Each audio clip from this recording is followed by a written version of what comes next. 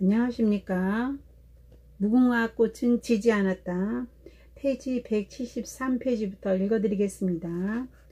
사람의 손가락이 10개인 것은 어머니 뱃속에서 10개월간 어머니의 피를 10마를 먹고 괴롭혔다는 것을 잊지 말고 매일 손을 보면서 효도하라고 있습니다. 그러나 정치의 효는 자식이 아버지의 종아리를 때리는 견자타부가 정치입니다. 박 대통령은 나의 눈을 뚜더지게 쳐다보고 있었다. 그 일 때문이라면 오늘 저를 잘 불렀습니다.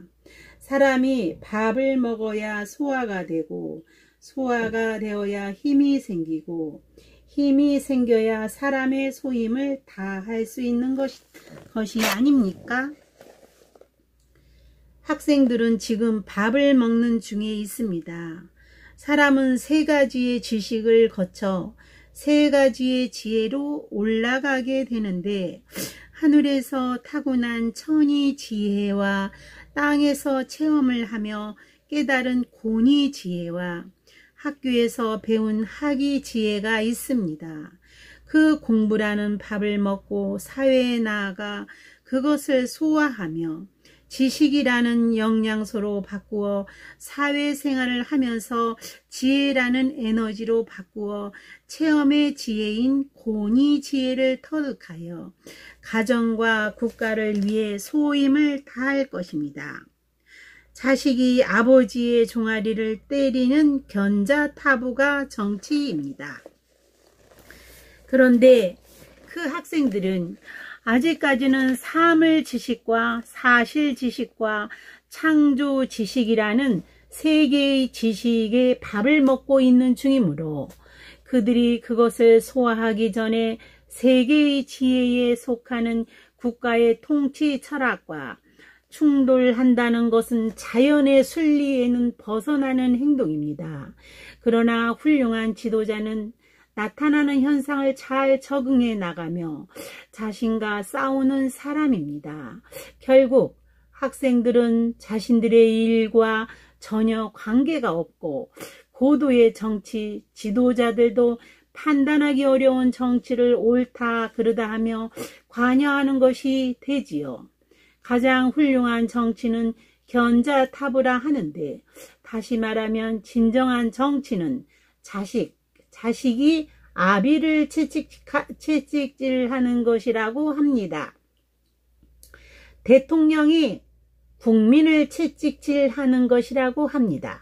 결국 국민으로부터 위임받은 권리자인 대통령이 그 위임자인 국민을 리드해야 한다는 말입니다.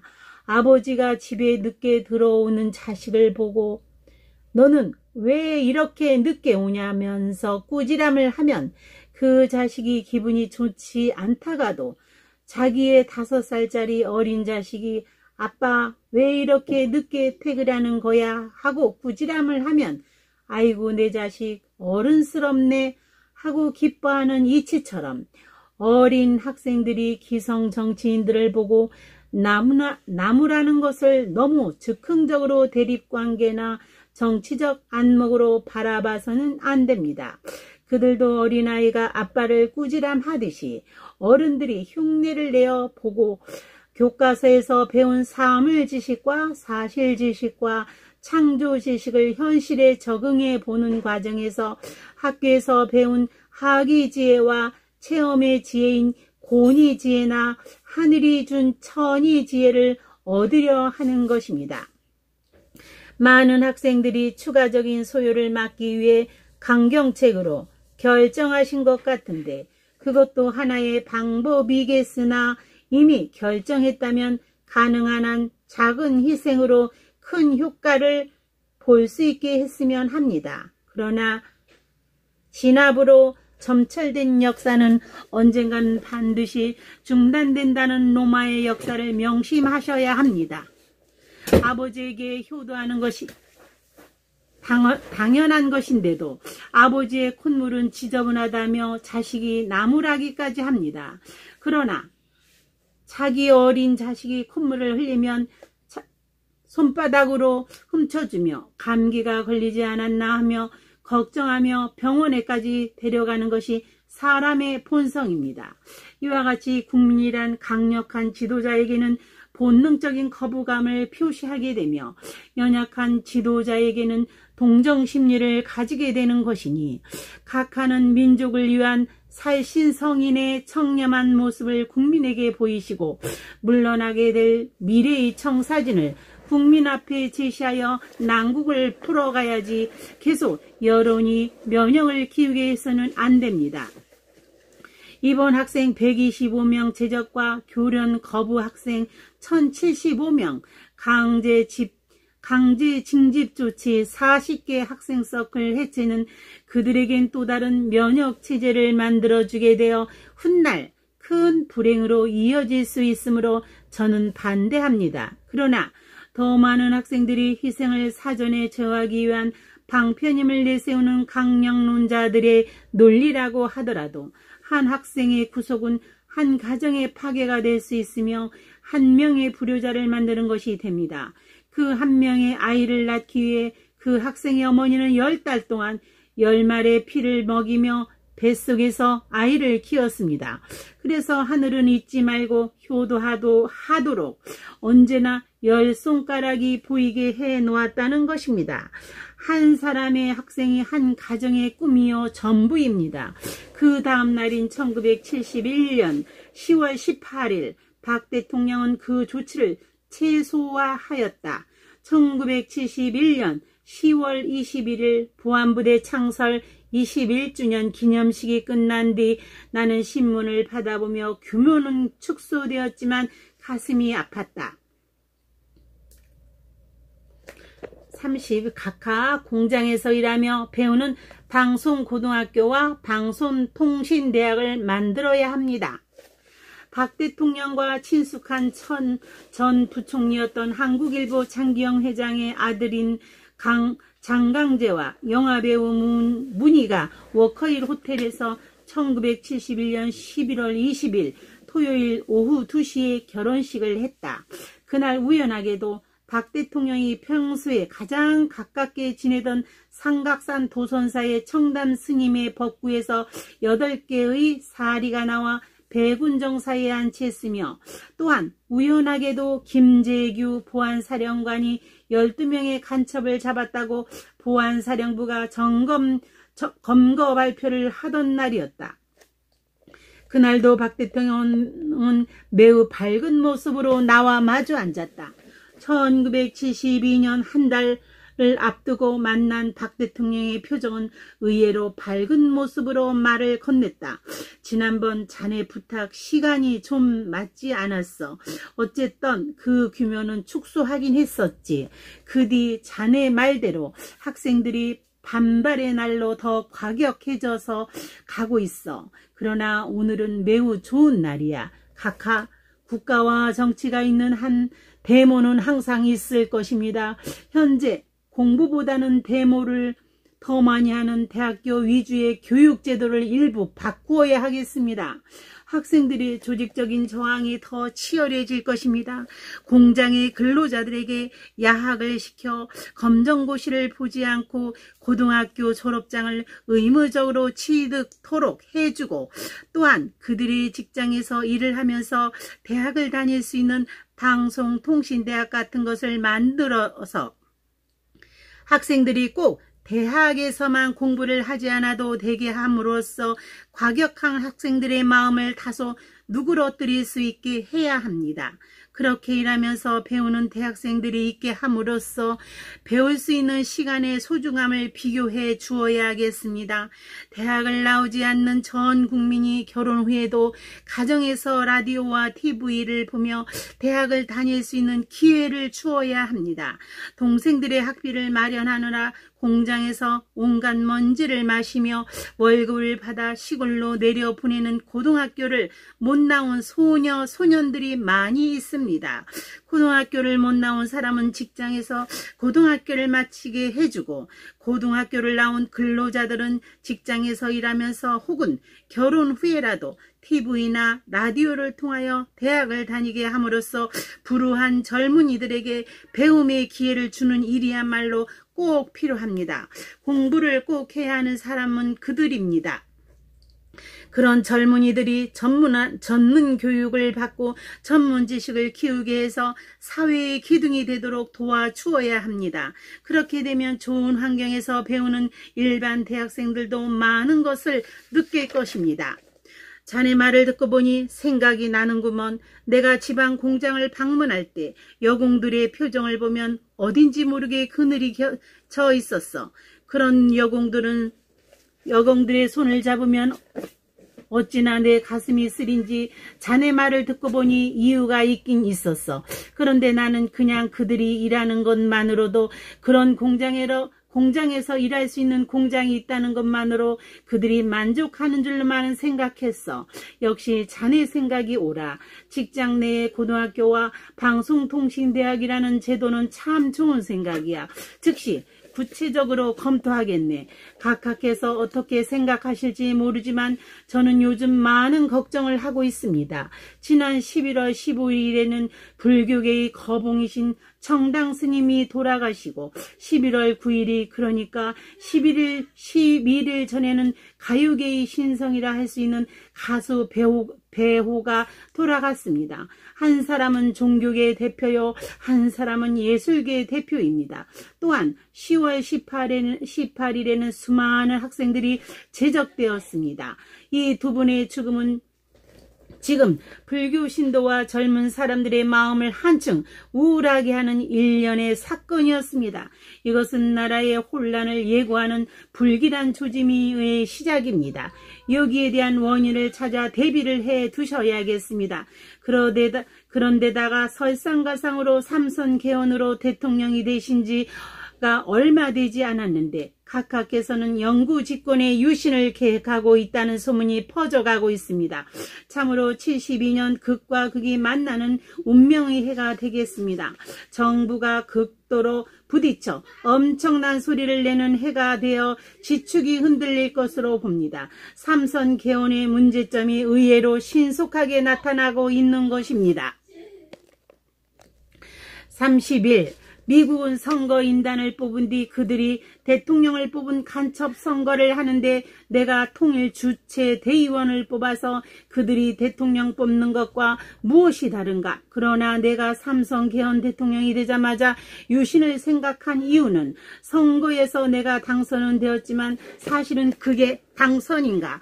과잉 충성이 일부는 있었을 것세. 그러니 나는 놀라지 않는데 당과 측들은 너무나 불안해하고 놀라는 눈치야. 그리고 지난번 자네도 차라리 국민들에게 그동안 추진해오던 경제개발 계획을 1단계 마무리할 때까지만이라도 장개석 총통과 같은 종신 대통령은 아니더라도 일정한 기간의 임기 연장을 솔직하게 요구하여 국민투표에 붙이는 것이 삼선 개헌보다는 나을 것이란 말을 나한테 한 일이 있지 않은가? 그런데 나는 절대 종신토록 이곳에 있고 싶지 않아. 도둑대들한테 정권을 맡기려니 국민이 불쌍하고 자리를 지키려니 독재자라고 하니 내 속을 자네 말고 누가 알겠나. 요즘 유신 헌법에 대한 이야기가 있는 게 사실이야. 남북통일 이전에는 직선제는 전쟁의 위험까지 내포하고 있어. 그런데 국제정세는 더욱 급박하게 되고 있네. 닉슨이 중국을 방문하여 곧 수교가 이루어질 것으로 보이니 김일성이 완전히 오판하게 되어 있어. 아시아인의 안보는 아시아인의 손으로 라는 닉슨의 한마디에 완전한 힘을 얻은 김일성에 대해 닉슨이 중국과 수교를 선언한다면 중국과 국교가 없는 우리로서는 한반도는 적화가 된 것이나 다를 바가 없는 게 아닌가? 이러한 국제정세가 남북 전쟁을 유발하지 않는다는 보장이 전혀 없어. 나는 이때 남북전쟁을 억제하기 위해 국내의 정치적인 소모전을 불식시키지 않을 수가 없어. 내가 삼선 개헌으로 대통령 되자마자 유신을 생각한 결정적인 이유는 전쟁을 막기 위해 생각해낸 거야. 삼선 개헌 마지막 유세 때인 지난번 장충당공원 유세 때 모인 궁중이 60만 명쯤이었어. 그런데 내가 연설을 하고 있는데 청중들이 경찰 저지선을 밀면서 내 얼굴을 보기 위해 단상 쪽으로 점점 가까이 오는 것이었어.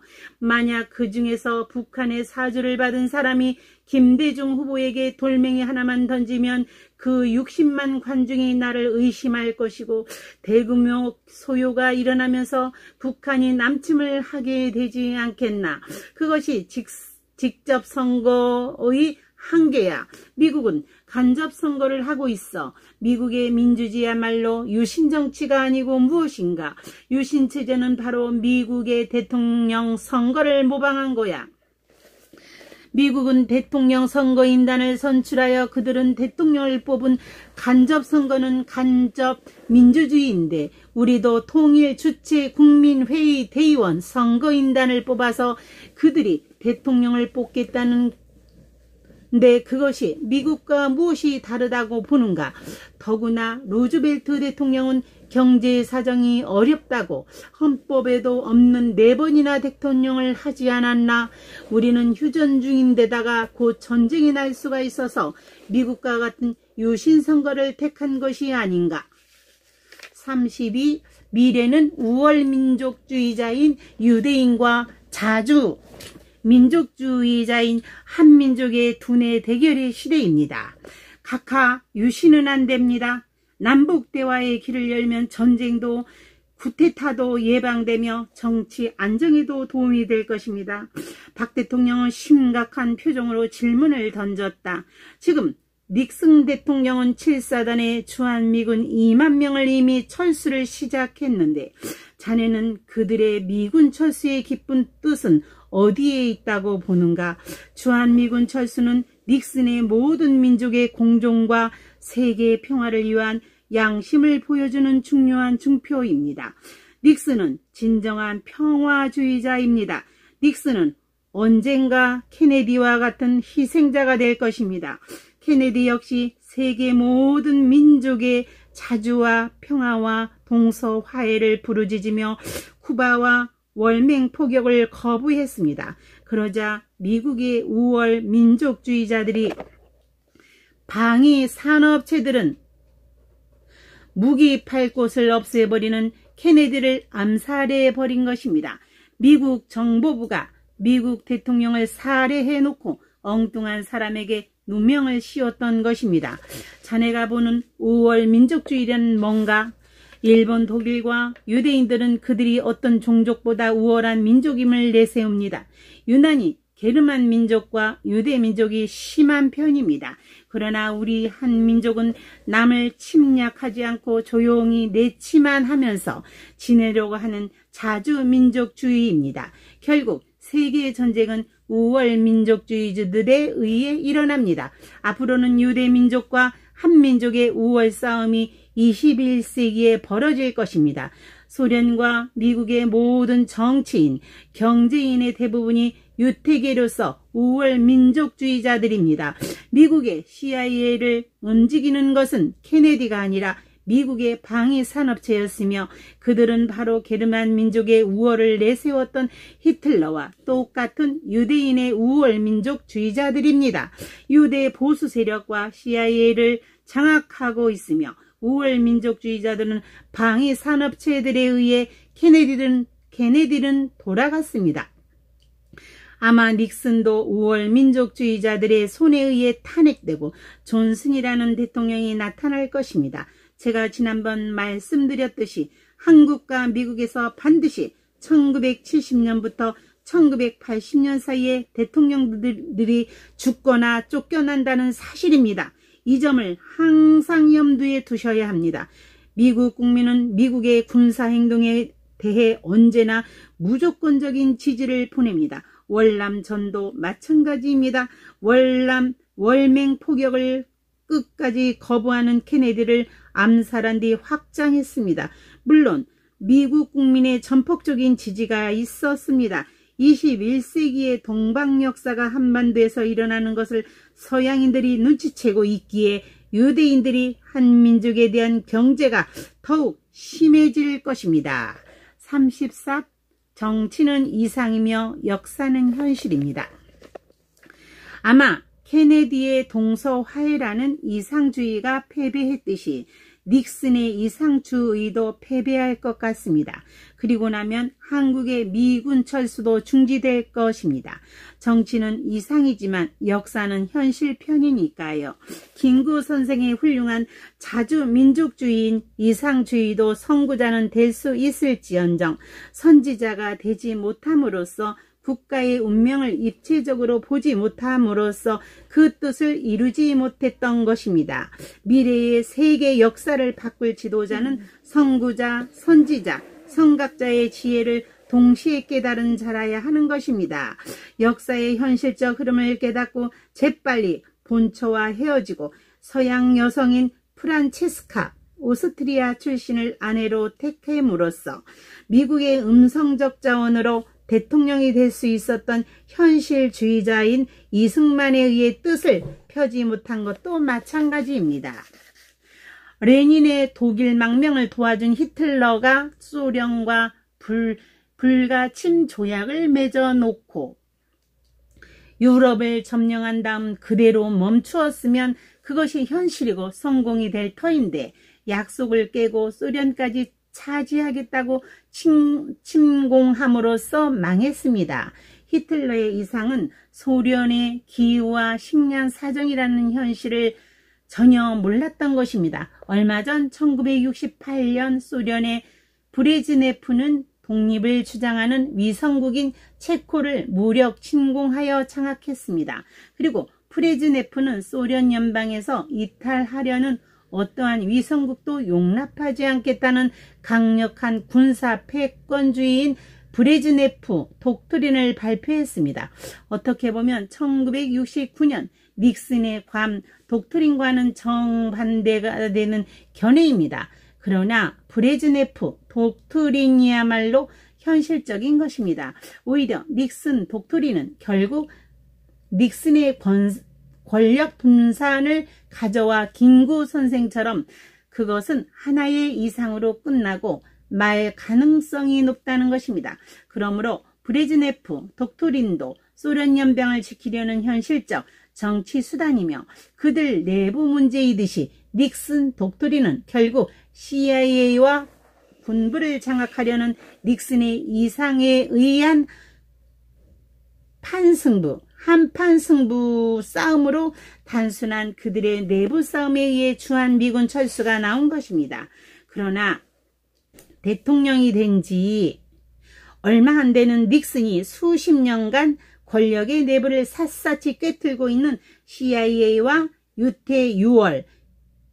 유태우월 민족주의자들이 방위 산업업체들의 노련한 실력자들 앞에서 미국의 군사 패권주의를 버리고 전 세계에서 손을 떼겠다는 이상주의적 평화주의의 정책이야말로 현실적인 벽에서 벗어날 수 없는 것입니다. 참으로 많은 정보 보고를 듣지만 자네야말로 정확한 것 같아. 미국 철수에 대해서는 어떻게 대처해야겠나? 34. 각하 이후락 부장을 북으로. 방법이 무엇인가? 각하 이후락 정보부장을 북한으로 보내야 합니다. 미국 철수가 많이 일어난 직후가 가장 좋습니다. 2만 명 정도가 철수가 마무리될 것입니다. 그때 북쪽의 남북회담을 제의해야 합니다. 우리의 선조들은 전쟁 중에서도 밀사를 서로 교환했습니다. 그것은 민심의 동요를 막을 수 있는 남북회담을 얻어낼 수가 있습니다. 또한 미군 철수로 인한 군부의 쿠데타 기도도 막을 수 있습니다. 그리고 그것은 실제로 장기적인 분단 문제 해결과 이산가족 상봉의 견인차 역할이 될 수도 있을 것입니다. 그러나 각하 절대 통일의 환상은 아직 가져서는 안 됩니다. 통일은 너무 멀리 있습니다. 나와 의외로 제안해도 박 대통령은 놀라지 않은 채 진지하게 검토하기 시작했다. 이 후락에 신변이 보호될 수 있는 것으로 보나 이 후락을 보내기 전에 제1교포와 종교계와 미국 교포 쪽을 통하여 사전에 북한의 양해를 얻어내야 합니다. 그런 후에 언론에 노출되지 않은 은밀히 보낸다면 신변에 이상은 없을 것입니다. 자네 말대로 우리가 먼저 제의를 하자는 쪽이 괜찮겠구먼. 각하 이후락이 북쪽에 가는 것을 미국이 알아서는 안 됩니다. 모종의 합의가 이루어지기 전까지는 어느 누구도 몰라야 합니다. 미국도, 중국도, 일본도, 소련도 우리나라의 통일을 원치 않고 있습니다. 중국은 한반도가 통일되면 만주조선족에게 영향을 미쳐 만리장성 북쪽의 만주 지역에서 한민족 공동체가 형성되어 중국 내란으로 이어질 것을 두려워할 것이며, 소련은 동시베리아에 있는 고려인들이 독립을 주장할 것을 두려워할 것이며, 일본은 한반도가 통일되면 우리나라가 강대국이 될까 두려워할 것입니다. 또한 미국은 전쟁 가능 국가 제1호로서 거대한 군수품 시장과 중국과 소련, 일본을 감시할 수 있는 기지가 사라지는 것을 원치 않습니다. 그러므로 남북이 마주 앉아 회담을 하는 것은 여러 가지 방해를 각오해야 할 것입니다. 그래도 하는 것이 안 하는 것보다 전쟁 도발을 막는 데 큰 도움이 필요합니다. 그 후 박 대통령은 72년 5월 20일 이후락 정보부장을 청산가루를 소지한 채 평양으로 보냈으며 72년 하반기까지 방송통신대학의 틀을 마무리하게 되어 수많은 젊은이들에게 배움의 기회를 제공하는 계기가 되었다. 네, 감사합니다. 186페이지까지 읽어드렸습니다. 다음 페이지는 김대중 선생의 진짜 납치 범은 35, 187페이지부터 읽어드리겠습니다. 감사합니다.